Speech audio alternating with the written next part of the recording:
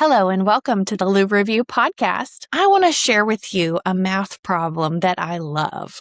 And if you know me, you know I don't like math. So what happens when 100 women each write a $1,000 check?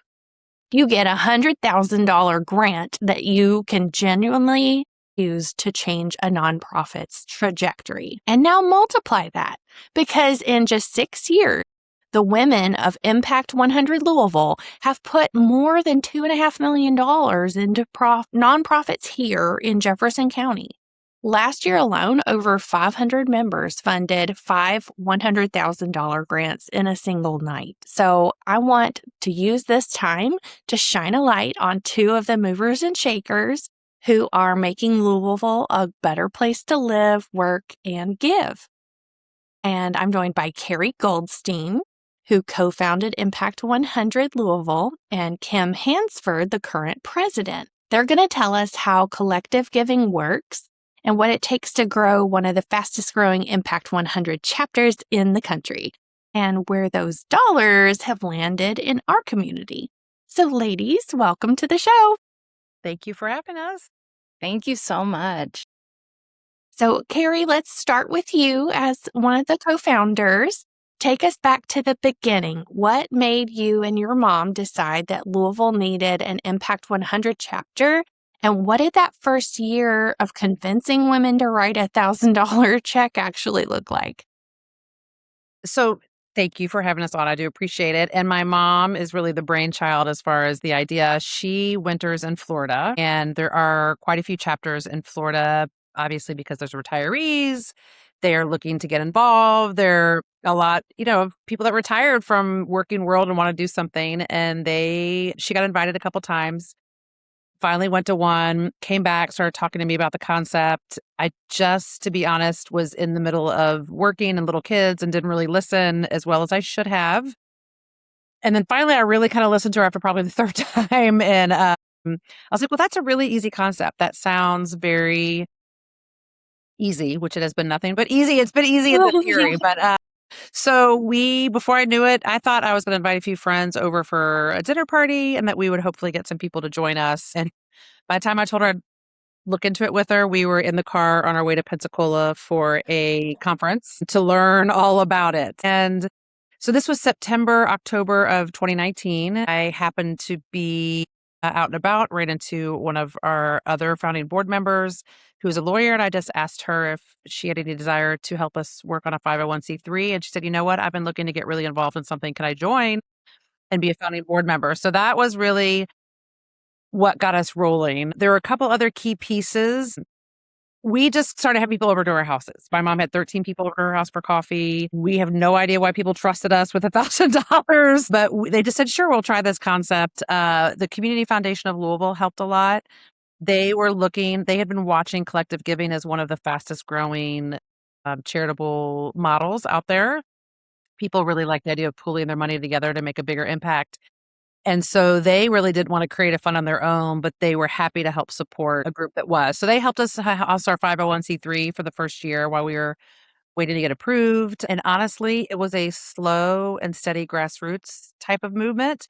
And then COVID hit in March of 2020. And we thought, okay, we have about 75 women. There's no way we're going to get any more than that. We were also afraid people might ask for their money back. Because if you remember, people were very panicked when COVID first hit about if they were going to have their own, income, if they were working. So lo and behold, we paused for a little bit. We didn't pause, but we just thought, okay, this might be it. And then everyone got to the place where when they realized they were okay, I think everyone felt like they wanted to help the community.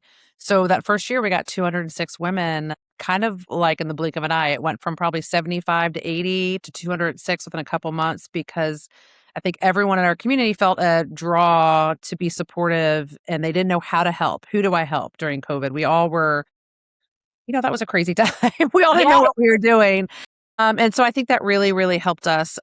And a lot of it was friends and family. I mean, I think Kim came over to my house or probably, in one of the rounds.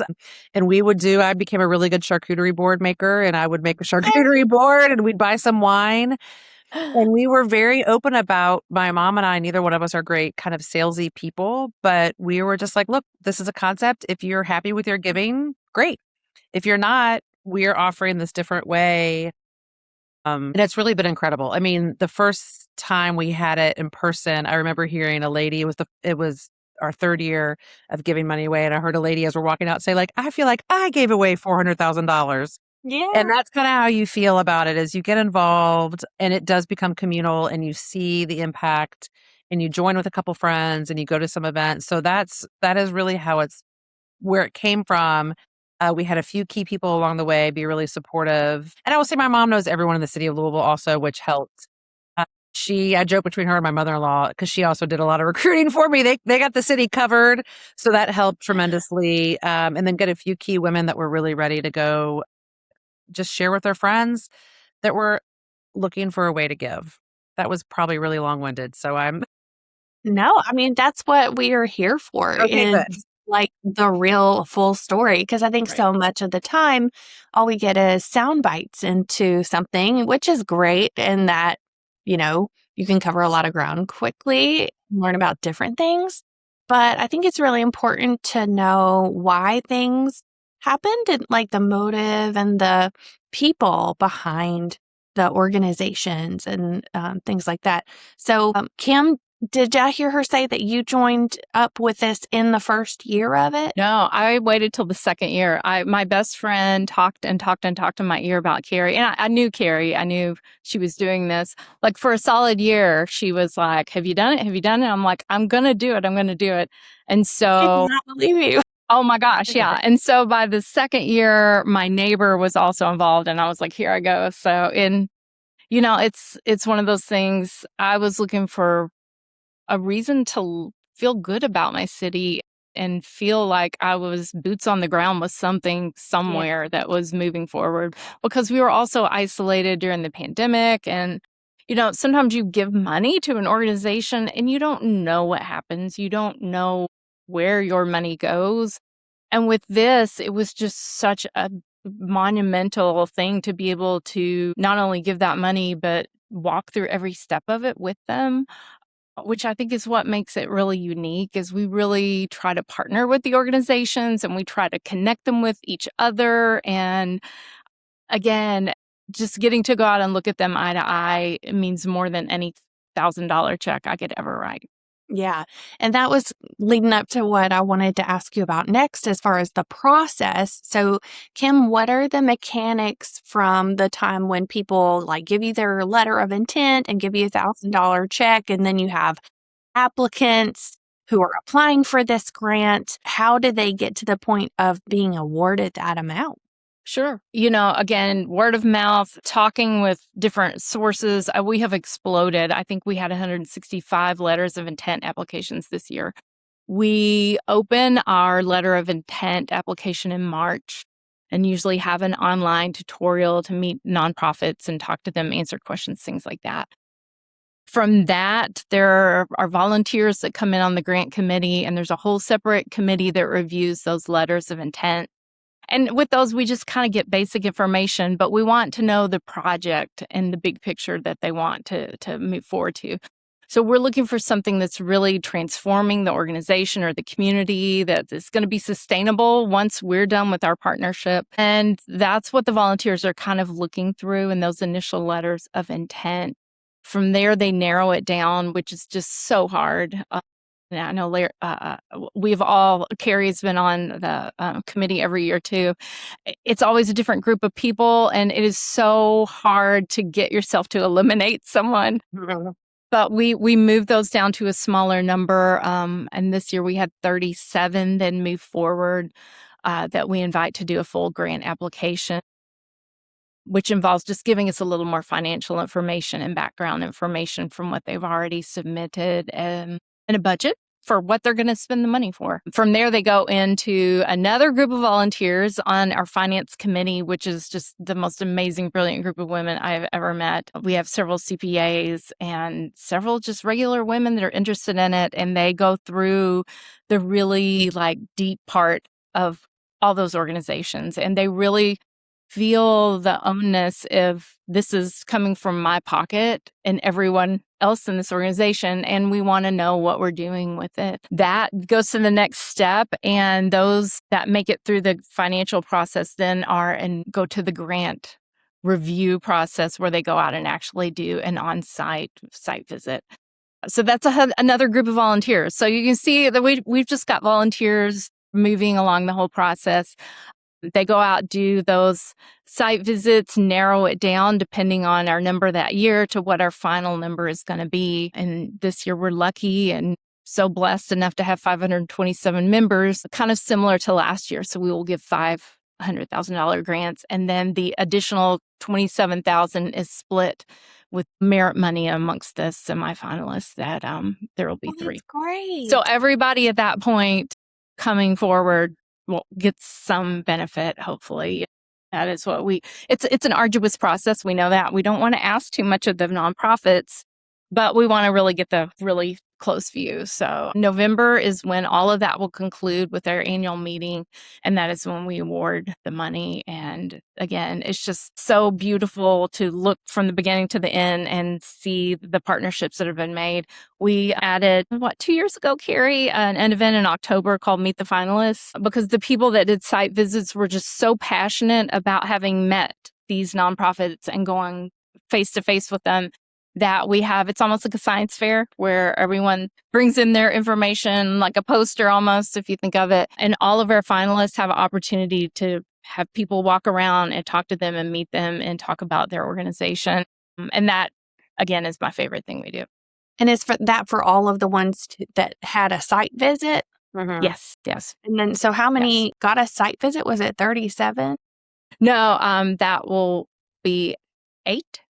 Okay, so there were like 8 site visits. Well, no, I'm sorry, Carey, I'm misspeaking on that. From 37, they get site visits, and 8 is what each site group will pick. And then those are the finals that will do Meet the Finalists. The finalists are decided. Yes. That's when we have the Meet the Finalists. Yeah. Yes. Okay, so it's kind of like between those two. Do you call that a round robin where there's like so many different moving parts? Kind of, yeah. I'm going to take the biggest ever and narrow it down to maybe 5 visits per group, and then we take it down from there to 8, depending on the money we get, but usually we round around 7 or 8. Yeah, and then the merit money, I would say we did ask the first 2 years we just split the money evenly between all the finalists, and we had the membership vote after that because we felt, again, like all these nonprofits were doing so much work, and they were leaving. Some of them were leaving with $0. Yeah. They got a lot of exposure, and they do tend to get some donations after the fact. Like a lot of times I'll donate to one of the groups that don't receive the full 100,000. Mm-hmm. So we divvy it up, and then they can apply again next year. They don't have to wait. Where if you receive a grant, you have to wait 5 years for that to come back. But if you just get the lesser amount, it's unrestricted. They can spend it for whatever they want, and they can apply every year until as much as they want. So so that was a membership driven thing of why can't we give a little bit more money to the other ones? Yeah.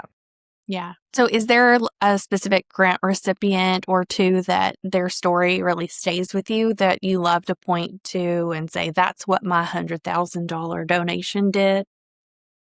All of them. There's always so many. I know. All of them. I will say the one that we used for a long time as an example, and Kim, you might have a different one, but I believe it was the first year with the Smoketown Family Wellness Center. No, I'm sorry. The Laundromat. Community Center. It was a really cool concept where it was a young man in the neighborhood wanted to bring a laundromat in because you had to get on 2 buses to get to the closest laundromat to do your laundry if you lived in Smoketown. No. And my mom's joke is like, so I don't like doing laundry in my own house, much less if I have to take my children, get on a bus, go sit for hours, bring it back. That's a whole day activity. And so it was this whole, which was such a business word, synergy project where he was going to run the laundromat and get a little bit of a salary from it. And some of the money from the coin operated things were going to go back to the community center, and it was a space for everyone to come. And so we got to build that out. But the added beauty, which we didn't realize until this project happened, was at the time we still have a lot of women that work for GE that were members. My husband works for GE and he is a salesman. So we did a very good job our first couple of years. You'd be like, Carey, tell them what you're doing. And so because we had some women that worked at GE ended up donating the entire laundry room worth of appliances. And it was also not coin operated. It was app so that you didn't have to have quarters on you, because who has quarters on them anymore? Yeah. So that was one of those trickle out. So it was kind of this cool concept that it was all incorporated of a guy in the neighborhood got to make a little bit of a living, but it also brought a community center. And then the GE helped. And it was just a really, really cool full circle project for the neighborhood. So that one always sticks out with me because it's so cool. And yeah, I mean, there's other ones, Decode Project I also work closely with now. So they've stuck with me just because I work with them still. And they help, they're a literacy based one. I don't know. I love Granny's Birth Initiative. There's so many. I'm going to say that. Granny's was one of our smaller organizations.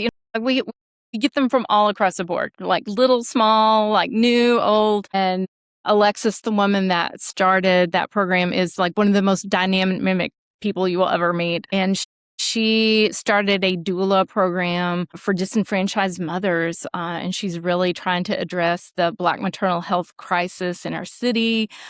Again, one of the most inspiring people you will ever get the chance to talk to. She expanded her program into a maternity pantry where moms can get supplies, they can get car seats, they can get clothes. She expanded her doula program from our grant. She provided transportation for post-op visits, things like that.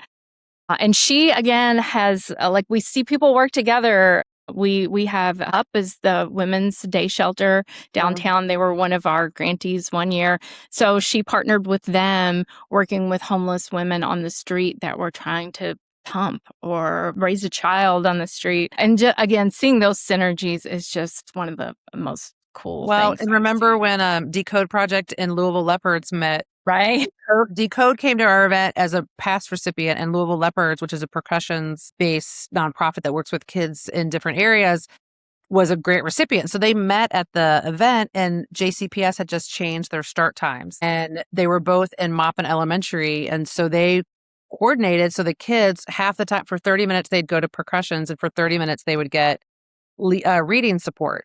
And then they would flip flop. And I thought they knew each other. And then they were like, no, we met each other at that made me that almost made me cry. It almost made me cry saying it right now. So those types of things are the things that we did not, those are the unexpected things that have been so beyond amazing. Well, and Louisville Lightning. How cool is Louisville Lightning? It's it is different from Special Olympics because they can participate as athletes on their own. They have a Paralympic type of adapted injury, birth defect, whatever it is, but they are fully, it is not as if they also have, they're not incapacitated with their intellectual abilities. So but they have people getting scholarships to be swimmers at Arizona and play soccer. And we were able to help them. They were all apparently the big kids and little kids were all sharing the same, what do they call them on the soccer field? I don't remember what they're called. They're not wheelchairs. They're wheelchairs. They're soccer wheelchairs. But they've got a special, but they were able to make so that the 5-year-old and the 12-year-old are not in the same. It's just been really cool. And so we do ask the nonprofits if they want to and if they have the capacity to come back to one of our events and give an update. And we try to keep it fair and invite them to each of them. And people just love hearing and again, even if it's one that maybe you didn't vote on, because each woman has a vote, you really get 5 votes. Because if we have 5 finalists, you get to vote 5 times. And if there's 8 people, sometimes I laugh because my mom said, well, what am I going to do early on? What am I going to do if I do all this work and one of mine doesn't receive it? And then she reminded herself that all of them are worthwhile. Yeah. So you get to that place, though, where you think, oh, gosh, that one didn't catch my attention necessarily when I was reading. I didn't vote for that one. But wow, they're doing really cool stuff. So it just reminds you that the vote is just to feel connected and to make our women understand and draw them in a little bit more so that they feel like they're an active participant. And it is just one method of exposure for these nonprofits, because even if you don't receive the full grant, you still get people that think about you. I mean, I think that the Santa's Little Helper was an applicant years ago that didn't receive the full grant. And I know for a fact one of our very active members is now on their board helping them. And I've gone out to volunteer at their site. It's just one of those things that you're learning about what's going on in our city because there's so much good work going on. Yeah. You didn't know it existed, and now you want to use the time to help, and you go there. And so while we know we can't help everybody, we do hope that our women are exponentially making the money go out exponentially with time and talent and treasure as well, but mostly time and talent, I feel like. Right. We have women volunteering in so many different places now. I have a good friend who's a widow who is now working at Hildegard House, which was one of our Was it recipients. Kim? Yeah, I'm yeah, so yeah. glad And, you it did. took her a few years to feel like she was there. And she's like, this is my thing. Like, I can really make a difference in someone's life. We always laugh about beans. Like La Casita once called out they needed black beans, and these women brought like hundreds of pounds of black beans to La Casita. So again, it's one of those things. We get so much, they get so much. The interconnectedness. There's another one. I mean, their kitchen, Yeah. they were doing 800 meals Right. a week I think so. in Yeah. a kitchen like a small apartment kitchen in a not nice apartment. Right.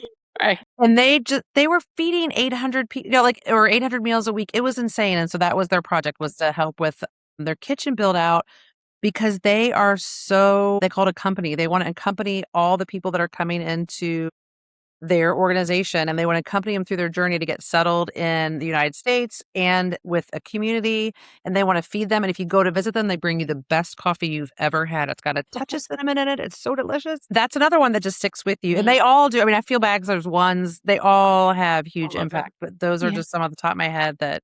But that was La Casita Center? La Casita, yeah. They were year 2 or 3, I think. Now 3. it's all I also love it. Rosa, I used to be able to tell you who joined what day, basically what their check number was. And now, now the beauty is I don't know everybody. And to me, that's a good thing. A lot of people know me, or they might know Kim because they've seen us on the email or something. But I look at that as a positive that means that it's not just this small network that my mom and I had. The network has grown. That is a beautiful thing, that it's not just my 100 friends. It's everybody's friends and family coming and participating. And I love that we've had so many nonprofits, and I'm forgetting some of them because that means we service a lot of them. So that growth and that extension makes me happy and not feel like, oh, I should know everybody still. And no, I think it's good. It definitely. Do you know about Impact Junior? Can we talk about this for a moment? Please. I think I just heard a mention of it at the meeting. So please tell us more about it. So we have a group of high school girls. A young lady at Sacred Heart came forward to Carey, and her mom was a member. She wanted to do something herself. So there is now a high school group. The girls pay $100 for membership. They pick a theme for the year from our wider range of semifinalists, applications that we have vetted, and they go through those themselves. Recipient to give their money to. And it's taken a few years for that to get off the ground because, someone comes in, then they graduate. So it's this, all this group of girls that's continually changing. And it's just been really cool. They meet once a month and do service projects. And they just gave $7,000 to KRM back in, I think, March. Their time schedule is a little different than ours because they have to work on a school schedule, obviously. And this year, our board matched their donation to double it so that they would be able to give a more substantial donation to KRM, which was one of our semifinalists. So that has just taken off, and they're at different schools. So again, it's just a really great opportunity for young women to jump in. I think Carey has 3 generations now in her family that are members. She's got her daughters now also. They're not as active as they don't live here. So they're not as active. They're We're working on it. We're working on it a little bit. This year I was like, you guys have to vote. You have to finally vote. They do get it though. They get the concept. Yeah. So we do have 3 generations right now, but yeah. Well, so for women listening right now who are thinking, I'd love to be part of this, but I'm not sure I belong in that room. Yeah. What would you say to them? And what's the first step to joining or nominating a nonprofit for a grant? I don't know. First, let me say that this is not a club. It is not, when we use the word membership, it is strictly if you have the means and the desire to donate $1,000, that is, or $1,100. We have gone up to $1,100 because $100 goes for administrative fees. $1,000 still goes directly to the grants. That is all that you need. We also know that is not available for everyone. We do have a few fellowships each year for people that are truly interested in getting involved but can't necessarily afford it. But this is not an exclusive. We have tried very hard to host events in all parts of the city. we want people to make sure that they know that we are not.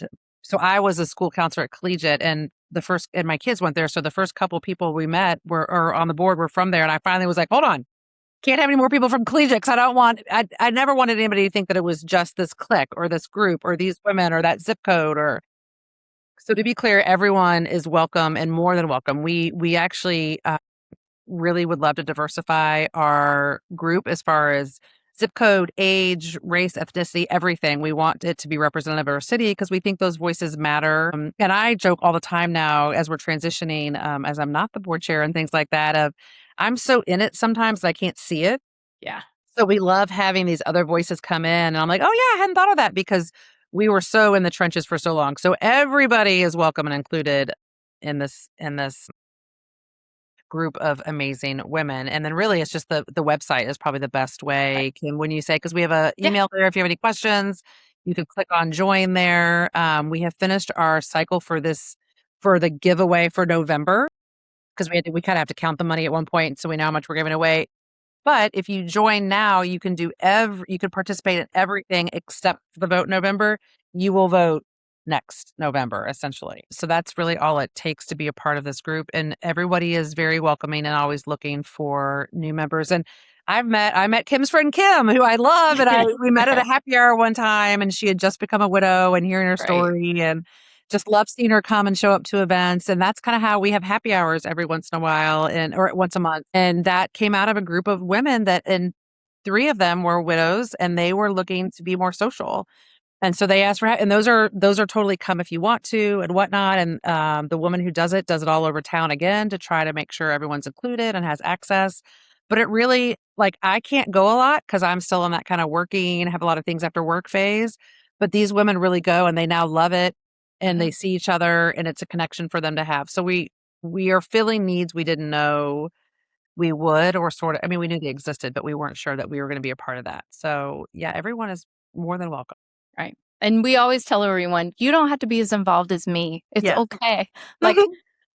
I always say no one does anything alone here. We are all carrying each other, but you don't have to. You can write a check and feel great about it and vote.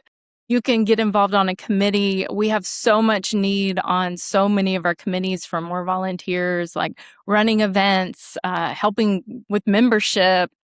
There's so many moving pieces of the puzzle. We always welcome those people, but you don't have to. You can pay your money and show up in November and clap. That's okay. Or you can really dive into this and get into the meat of what's going on. We do have a lot of women that also work in the nonprofit community. And so as we kind of watch our guardrails with that, you can't be working for someone while they're going through the process and you're in a discussion with it. They recuse themselves from that. But we have so much overlap throughout the community from people from different walks of life. So it really is an inspiration. Yeah. And just being in the room when the big announcement came out this year, that was just so inspiring. You really have an amazing group of women and leaders in the community. So thank you so much for the work that you're doing every day and bringing people together. And like you said, giving hope, because, you founded it in 2019, not knowing what was going to happen in 2020. Yeah. In 2020, Louisville was not known for being a generous city. So thank you for the opportunity for rebranding there. Rosa, will you tell me how you heard? I think you've told me before. Tell me again how you heard about us and how you got connected, because I love that. Yeah. So I'm a nurse, and in my day job, I talk to people after they've been discharged from the hospital, and sometimes they have to get discharged to Hildegard House, which is a place where homeless people can go to receive end-of-life care. Mm-hmm. And I first heard about Impact100 after they got a $100,000 grant from Impact100. And that was so meaningful to me because I've seen so many big donations go to fancy sounding things like just an example, this golf charity over here, and I'm like, I'm sure that really helped somebody, but there's a lot of people who get forgotten and really need those really life-changing nonprofits. And so I was like, this is a different group of people who are not just prioritizing things that are going to be shiny that they can associate with, but they're giving to who really needs it, who cannot give back. And that really impressed me and made me want to be a member. Well, that's amazing. I just ran into them the beautiful other day story.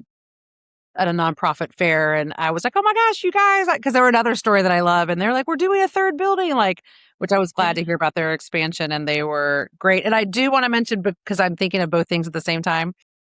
I have people all the time, or at the beginning, that would say, they would run to my brother or my sister-in-law and be like, "Oh, well, tell Carey that I'm on the board of this nonprofit," or "Tell your mom that I'm doing this." And I used to laugh. I'm like, my people don't win half the time, and my vote, I get voted against all the time in board meetings. It is a very equal opportunity. Like, the board of Impact is not like the board. It is just people that are willing to put in the work.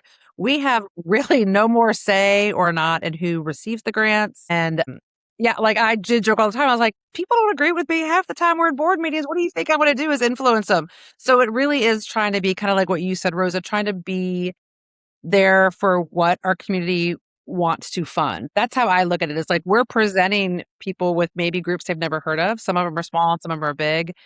And we like that we're big enough now to have that variety, and that we're putting this in front of people for them to make an educated guess, because we've done the vetting.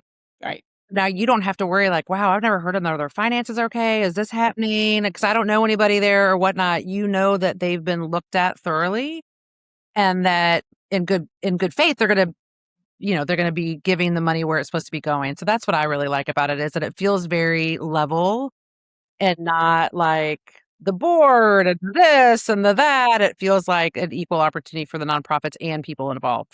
That's how I like to look at it. Yeah. And to that, we also have a follow-up process. We have a nonprofit relations committee that follows them after the grant is given. They sit down with their attorney, they draw up their contract. There are like time markers throughout. And so maybe every 6 months, we touch base with them. We get a report. We see what they've done. And we're not strict. We're not like looking down their nose or our noses at them, counting pennies as with what they've done, but they're accountable. And they know that as they go in, that we're going to work through this process together. Yeah. And it's probably really great to have that ongoing support as well. So, yeah. Well, thank you both so much. And for anyone who is interested in learning more, you can go to Impact100Louisville.org or follow them on social media. And you can watch some good videos of the great announcements that have happened in the past. And I guess people can submit nonprofits that need to be considered on your website. Is that how they can do that? Yes. If you're interested and want to get on our email server list as a nonprofit, email on our website, info at Impact100Louisville.org. It's so long. And you can email Ariana. She can add you to the list so that when we start sending out announcements in the beginning of March, that you're included in that, but you don't have to be included in that either. You can just keep an eye out on our website for information. There will be an announcement there when it's time for letters of intent to reopen, but it will be March again before we restart that grant process. Were you going to say something, Carey? No, I was just saying that exact same thing. In March, it's March every year. Well, not Yeah. All right. Well, thank you so much for joining me on the Lou Review podcast, where we highlight the people and businesses or organizations that are making Louisville a great place to be. If you've enjoyed this episode, please like and subscribe wherever you're listening, or if you're watching on YouTube. And you can follow me on social media at Rosa Raves. And you'll even see some things from Impact 100 from when I got to see their action happening too. So, and I will see you in the next episode.